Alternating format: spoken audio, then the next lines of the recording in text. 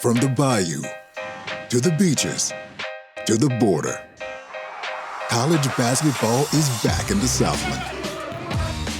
Good job, DK. I love it. Good pace, good split cut, good stuff. Made up of schools from East Texas and Louisiana, the Southland Conference is quickly becoming the NCAA's #1 destination for mid-major hoops talent.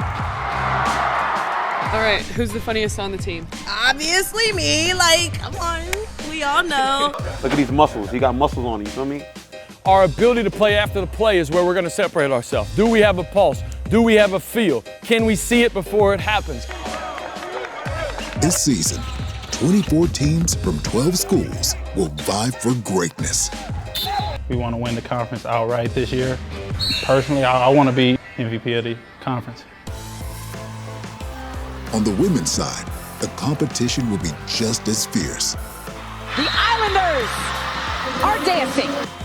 I mean, this is probably my last time playing basketball, honestly. So just leaving it on the court every single game like it's my last. The Southland is known for tenacious play and win-at-all-cost swagger. Say you're guarding someone and he comes on the inside of that three-point line, that's the combat zone. Players here fight for every scrap, every loose ball, every rebound.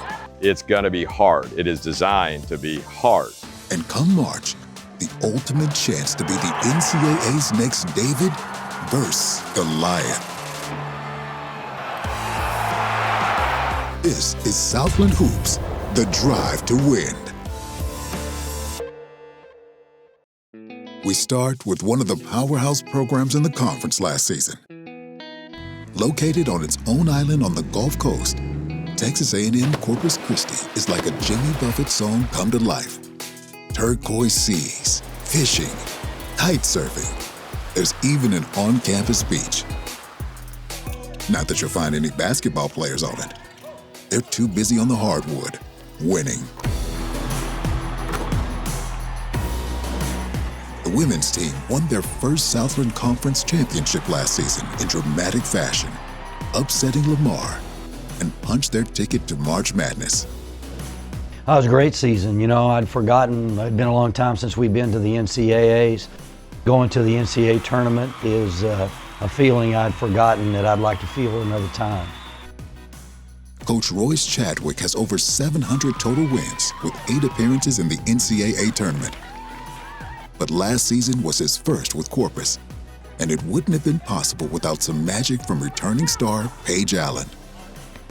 All right. She basically just put the team on her shoulders and said, there's no way we're losing. In the semifinals, Allen scored the final 8 points for her team, including this last second game winner. Allen underneath for the lead. 4.7 seconds. Something that, any athlete dreams about. It's kind of funny, my dad actually watches it, not even joking, at least once or twice a week. He just watches it, calls me oh my God. Allen was named the MVP of the Southland tournament and won the Coastal Bend Moment of the Year for her heroics. Probably gonna give her a high pass, you know. Probably Tori will give her a high pass every time.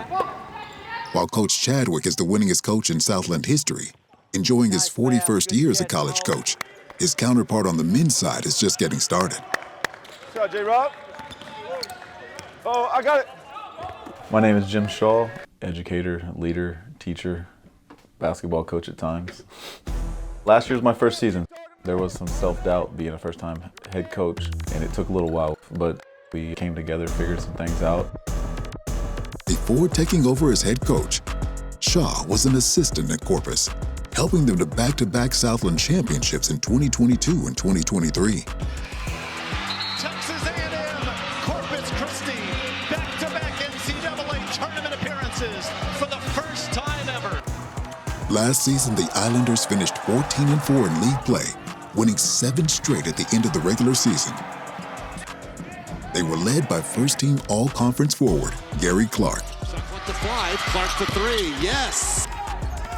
They came up short in the Southland tournament, but this only sharpened their focus for their ultimate goal this year. We want to automatically go to the NCAA tournament. We want to win the conference outright this year. Personally, I want to be MVP of the conference.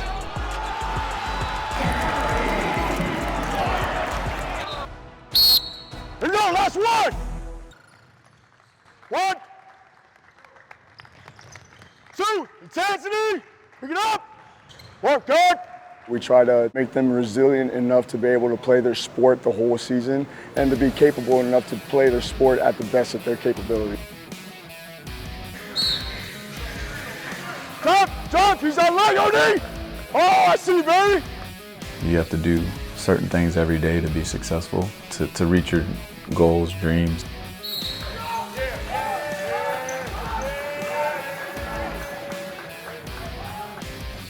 That was the hardest conditioning test I've given to any team within this setting, within this campus, okay? Conditioning-wise, we're not at a place that we can't play the sport well, all right? Just think about this. None of this is punishment. This is my job. I hate putting you guys in a point of pain, but in my position, I have to do that to make you better. That's what we all signed up for. We know what the standard is here. Like, it's a winning school. You see the trophies behind me.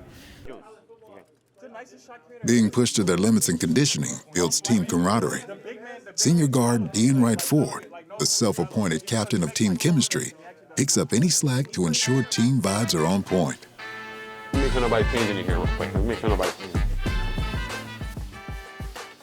You pull up. It's Baby G right here, man. Talk to me, Baby G. Talk to me. Big Steve. Man, this is Big Steve. I be dunking on him every time we practice. You know what I mean? If you're going to be in a conversation with Dean, it's probably going to be about 80-20, maybe even 90-10. He's going to do most of the talking, but he's got an unbelievable spirit, heart about him. My boy Peanut, you know what I mean? JUCO legend right here. JUCO legend, my son Peanut. We call him Bulldog. You feel me? Little Bulldog. Look at him. Look at these muscles. He got muscles on him, you feel me? He's a character. He has a lot of personality. On the court, he's a dog. He gets to the rim, finishes. He's very physical. We out there. We just vibing right now, really. Dean's charisma and leadership were put to the test last season when he faced a family tragedy in the midst of conference play. My mom passed in February, and it was unexpected. She got cancer, and it took over, and I got a call saying things were looking bad, and it's last days, whatever the case may be, and I flew home. We had a game, and I flew home the next morning. So I got to go home, last days, last words, all the good stuff. I can't imagine going through that in the middle of conference play. Had some conversations late at night and on through the day with myself, the entire staff, other people on the team, and we were all there for him. So much support, coaches, players. I never felt so much love in my life, you know what I mean? And I know one thing that helped me was that I knew my mom wouldn't want me to miss anything. She always told me, I don't want you to see me like this, like you good, like, you know what I mean? Just focus on what you got to focus on, you know what I mean? She didn't want to bring me down. So I just had to come back and handle business as she would want me to do. Here we go. For Dean and his teammates, a new year comes with new expectations. They want nothing less than a conference championship and a ticket to the NCAA tournament. Good pass. Who's got us? I got you. Accountability on 3, 1, 2, 3. Accountability! In the same gym later that day, the other basketball squad at Texas A&M-Corpus Christi takes the floor with a slightly different goal in mind. How can they repeat last year's spectacular ride and perhaps even top it? Come on, Tori, better pass. The pressure will be on Paige and other senior leaders this year, especially with two of the team's standout players from last season having graduated and now playing professionally in Europe. Alicia Westbrook and Vio Verano, two pros that are not on this team anymore that played for us last year that we're going to miss. But Paige Allen, she is versatile, can play any position on the floor. We'll be leaning on her for rebounding, defense, offense, and leadership. Good, that's the way to throw them open, Paige. Maria Guado is an all-conference player who she was solid when she got here, but she has worked diligently to improve her game. Top scorer Maria is one of 5 players on the Islanders roster from Spain.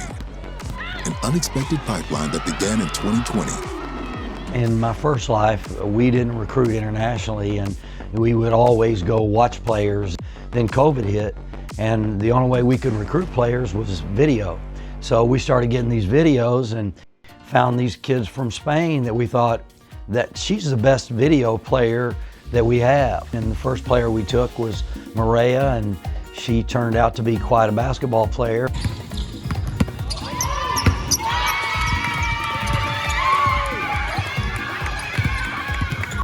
It was hard sometimes, like at first, homesick sometimes, but it feels good, having somebody else from home. So we have kind of like our own community. We share a culture, and I don't know, I just feel like it's kind of cool that we can talk in a different language without the rivals understanding us. It's not something I thought I would experience coming to college, having a team that is half from Spain. They have taught us a lot of things in their culture. We all hang out. I just think our chemistry, on and off the court, we gel so easily, and I think that'll really show once we start playing. Let's go. I'll take it, absolutely. Let's go. We got water. The same spirit of teamwork is reflected in both the men and women's team's commitment to the local community. Water? Hey, water. That's why you'll find them volunteering at events like a local bike race. Do you need anything else? You need any snacks, water? I get some water. We are volunteering at water station number 1 in Ingleside, Texas, as part of Conquer the Coast. It's a 66-mile bike ride. Get the handle. Just give them oranges. We got the oranges right here. Whatever they need, just they can refuel, change their bike, we do whatever they need to do. Hey, how are you? Good, you? Water. Whenever you're at a university, your community, this is your family. So anytime we can get out and help people, especially on a hot day today, as hard as they're working, we want to do as much as we can. It gives these guys a sense of pride in their community and do things for others, which we talk about loving your teammate, but you also got to love your community, treat people right. Birthday! Happy birthday to you. Happy birthday to you. Happy birthday, dear Maria. Happy birthday to you. Yeah. Hold your turn. 74. Hey!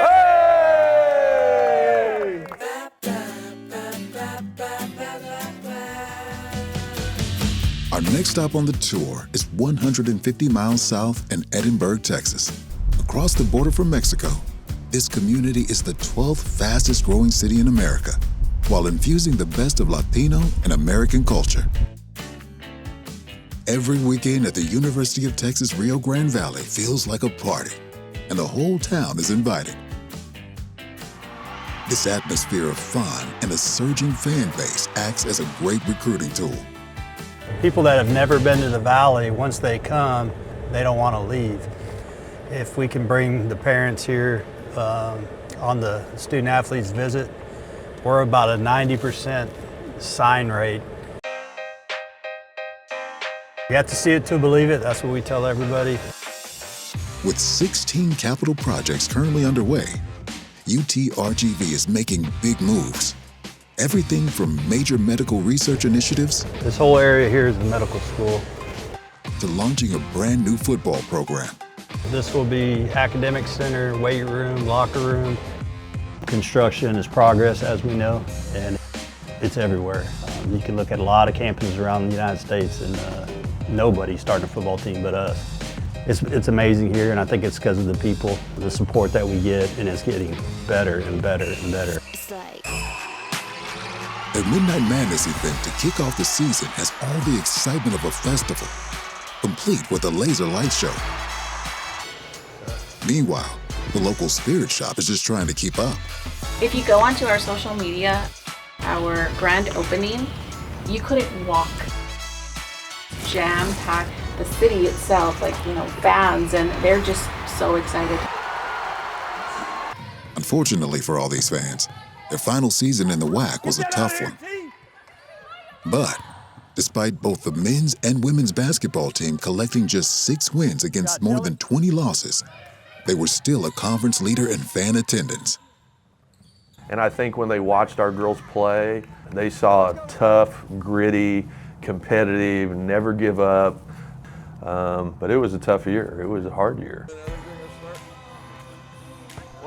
But according to the women's team leader, Cade Hackerott, their inaugural season in the Southland is an opportunity to shed their losing ways. The mental side of losing a lot of games is really tough to go through, but I think it laid the foundation for this year. I think we have a really strong core of returners and then a bunch of new kids that are all awesome that I'm super excited about. Chanel, great athlete, fastest player on our team, 6'2", can really run, jump, phenomenal athlete.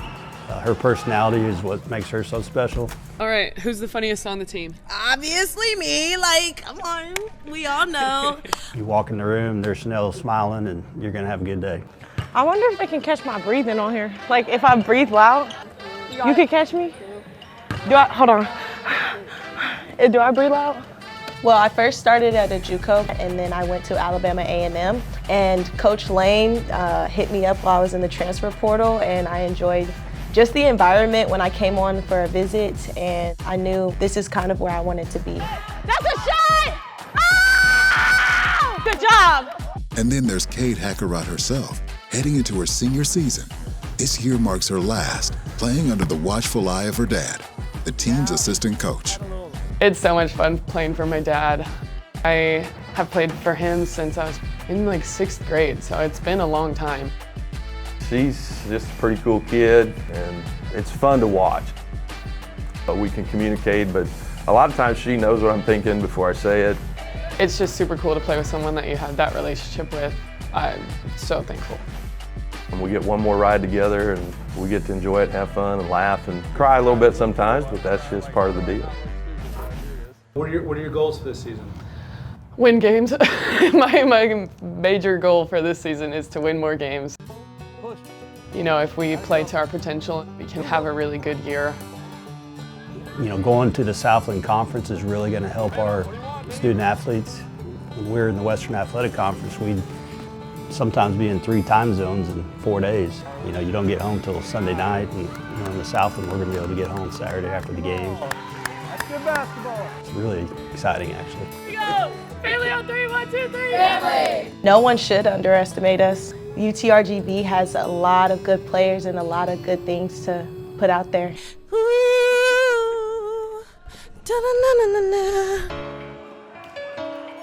The men at UTRGV are also aiming to change the team's narrative this season.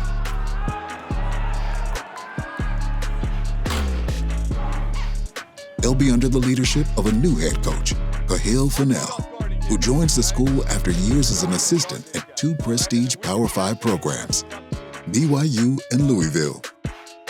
Shot goes up. Justin, if he's shooting it from the left corner from 3, 99 times out of 100, this is not where the offensive rebound is going. Been a little bit of a whirlwind in this offseason. Pretty big undertaking with all the new faces and new coaching staff and everything that goes along with that. But there's just a lot of things where you feel like the best years are ahead of UTRGV, and to be a part of that now is really exciting. Good job, DK. I love it. Good pace, good split cut, good stuff. In addition to some key returning players, the squad will be relying on 2 new faces who arrived on campus by way of the transfer portal. DK Thorne. Hey, open through. Hey, I'm gap. Hey, I'm low. And Trey Miller. Good Trey, good patience. The portal is happening, and the portal is a part of college athletics. And I think every single team has made a priority of maximizing their ability to get guys that can be instant contributors, and we're no different. Just like with Chanel Mitchell on the women's side, the boomtown vibe around campus played a big role in their decision to pick UTRGV. That boy got nervous. Oh, here I go. Hey! Like on my recruiting visit, the family environment, the coaching staff just wanting to win, having a game plan, and that's what got me. When you have somebody like DK that's won 2 conference championships at Alcorn State, and for him to step in and just be all about winning and all about this group, it's really cool to have somebody like that in our program. Yeah! We going home!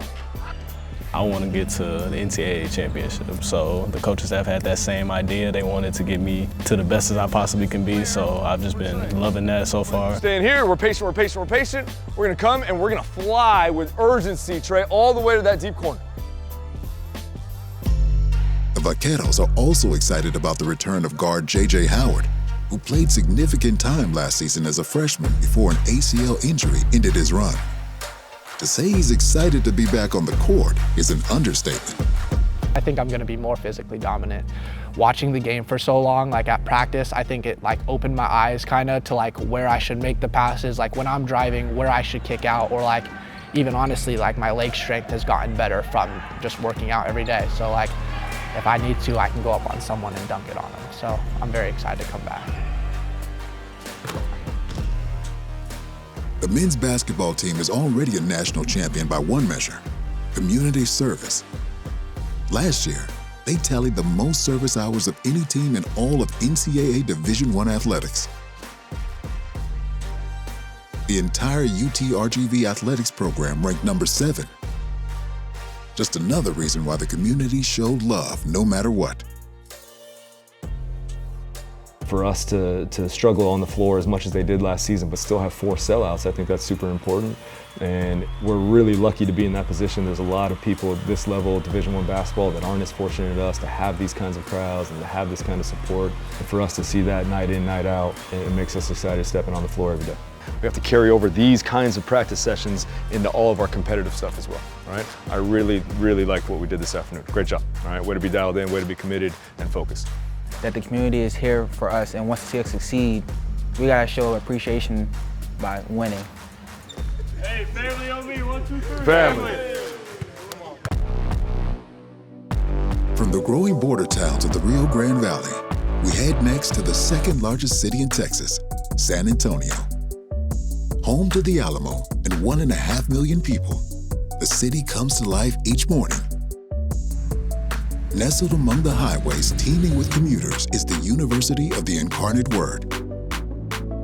Tucked into the serene enclave near downtown, UIW feels a world away from big city congestion. I think it's really cool about UIW is how it is like in the city, but it doesn't feel like that when you're on campus. It feels like, you know, you're in your own little world. But if you actually think about it, it's actually a peaceful campus. You can walk, sit under trees, all these little pathways, you know what I'm saying? You got campus cats. Squirrels are pretty friendly around here too. Squirrels don't mind coming up to you. The natural beauty of the campus makes it a draw for recruits, whether they're coming straight from high school or transferring from other programs. Right off that ball screen, go. I turn and sprint and I'm loaded again. I'm turning and sprinting, not getting above free throw line extended. Boom, loaded, ready to go. Unfortunately, men's coach Shane Hireman wasn't able to fully take advantage of the portal when he was hired before last season. I got the job mid-May. You know, the portal closes May 1st and didn't have complete access to the plethora of options. But it was one of our real emphasis this summer in terms of recruiting and bringing in people. So excited about this group. We got really good people. Jalen Anderson was as highly touted as of a recruit coming into our program as we've ever had. He had high major transfer options and has separated himself into being our best player. While the friendly squirrels on campus might have played a small part in Anderson's decision to come to UIW, he says it was really the pitch from Coach Hireman that sealed the deal. Shane himself showed me he had a plan for me to develop me. This place will not only develop me on the court, but also develop me off the court into becoming a professional and also grow as a leader. Anderson's value as a leader is already paying off. He managed to get one of his former teammates from Ball State to transfer to UIW with him.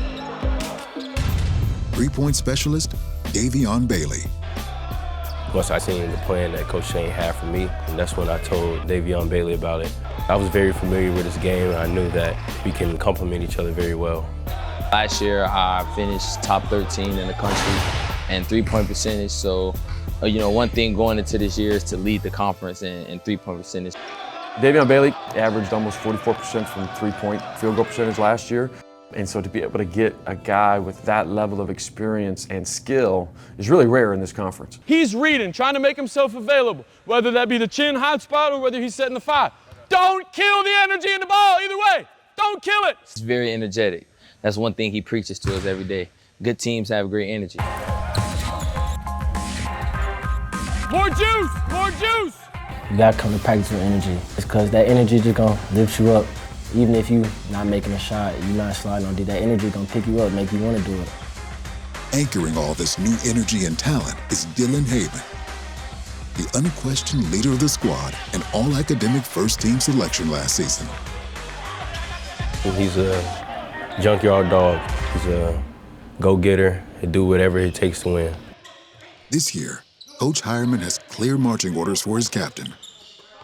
I think just to be a leader on the court and off the court, try and bring along these guys to get them to buy into our culture, and then just play hard whenever I'm on the court. He's the soul of the program. He has embodied everything that we're trying to be about. You have a coach as a player on the floor, which is empowering. Our ability to play after the play is where we're going to separate ourselves. Do we have a pulse? Do we have a feel? Can we see it before it happens? Can we touch the paint? Can we create? Can we get to the next domino? That is going to be our ability to separate ourselves. My philosophy in general is, how do I create this space that's the best part of their day? How do I create this space that's safe? That's when you're going to invest more. So that's kind of my focus as a head coach is really creating this atmosphere that guys want to be a part of and are proud to be a part of. What Coach Hireman is looking to replicate is exactly what women's coach Jeff Dow has done over the last 5 years, completely transforming a struggling program into a consistent winner. Get down there, George. I'll be very frank with you. We inherited a very tough, situation. They were coming off of back-to-back 5-24 seasons, and I can vividly remember in July 2019, we had 13 teams at that point in the conference, and I remember saying, ladies, we are going to be picked to finish a distant 13, and we were. That first year, we were 14-15, the most improved team in the country with new coaching staff. We finished 6th after being picked to finish 13. In our third year, in 21-22, making an incredible run, win the conference tournament, 4 wins in 4 days. On the Southland Conference, the last couple of years, we finished in top 4 in the league, and so it's been a lot of fun. He knows how to make winning teams. It's unbelievable. Coach Dallas came here and he's really turned the program around. There's going to be little trials and tribulations, ups and downs, okay, and what have you, okay? It's going to be hard. It is designed to be hard. Okay, on defense in red. This season, Coach Dow has his work cut out for him after losing a significant number of players from last year. Admittedly, we've lost a lot. We've lost 2 all-conference guards. We had 6 seniors on last year's team. So a lot of production in scoring, rebounding, assists, all those areas. So, we have a number of returning players that are probably looking forward to having an elevated role. They have no choice. They're going to have an elevated role. They're going to be, more is going to be asked of them. Myra Bell, she's always been for us kind of a Swiss Army knife, if you will. We've played her anywhere from 1, 2, 3, 4. She's guarded post, she's guard. She's just an elite defender, really good athlete. Screened in, wing. She's just amazing. She's very inspired. Even off the court, she has her own clothing brand. She's very inspirational to just watch grow as a person. Brenna has always been a player.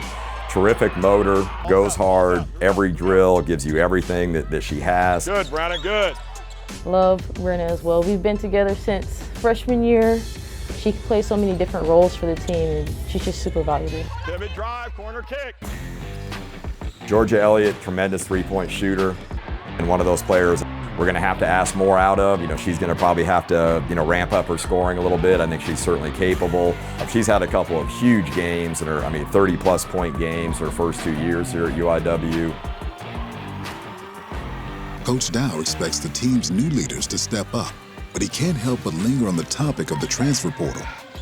While the men's squad made significant additions, The women's team has seen the downside of the system too. Foul. You know, where it's made it tough regarding the portal, you know, the portal giveth and the portal taketh away. You know, in the past few years, we've lost 2 first-team all-conference guards and a second-team all-conference guard. That's tough. You know, that's tough to replace. Just being honest, when you're in a low mid-major, you know, those types of guards don't come along every day. You know, my concern is on a grander scale, you don't want to see your players poached, you know, on an annual basis. And I think probably anybody in the Southland would probably say the same thing, that, you know, obviously you've committed to recruiting those players, developing those players. You know, I don't know if it's selfishly, but you'd like to coach them for 4 years. Losing players to bigger schools is a real concern for all coaches in the Southland. But Coach Dow has less to worry from his in-conference rivals, especially Corpus Christi coach Royce Chadwick. The 2 elder statesmen of the Southland have known each other for 30-plus years. Royce Chadwick, one of my best friends. I met him, I had all my hair. I was 24 years old, I'm 58 now. So we go back a long ways. Literally, he has a house outside of Corpus by Padre Island, and literally the Dows stop at the Chadwicks to pick up all of his little beach toys off his front porch. Great guy. While I enjoy competing, you know, against him, I hate losing to him as well. You know, we have very similar programs. They play really good man defense. Their gym is a unique setting, and it's very hard to play in. And he does a great job of getting his team ready every single night. And you always know, every time we play in Incarnate Word, it's going to come down to a couple of possessions, so you got to be ready to play. On January 18th, Coach Chadwick will once again visit his friend Jeff Dow as his Corpus Islanders take on the UIW Cardinals in San Antonio.